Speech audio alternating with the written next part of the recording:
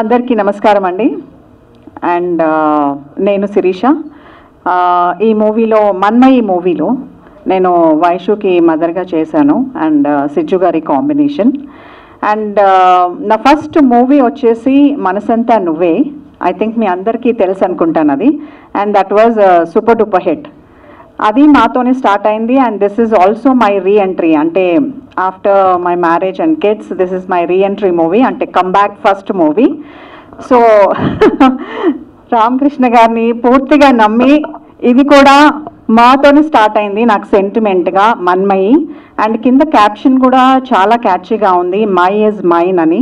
అది ఏంటో మీరే ఈ మూవీలో చూడబోతున్నారు.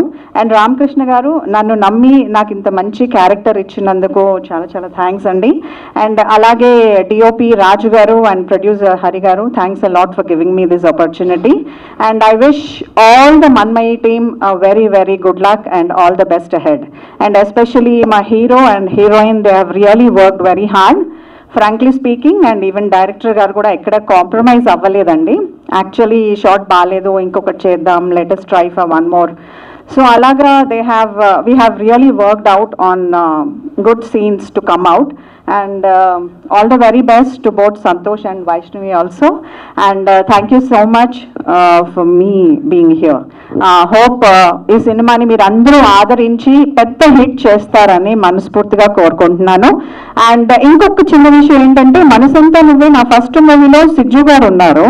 అండ్ మళ్ళీ ఇప్పుడు కంబ్యాక్ తర్వాత ఆయనతోనే నా కాంబినేషన్ రావడం అనేది నాకు చాలా సంతోషంగా ఉంది.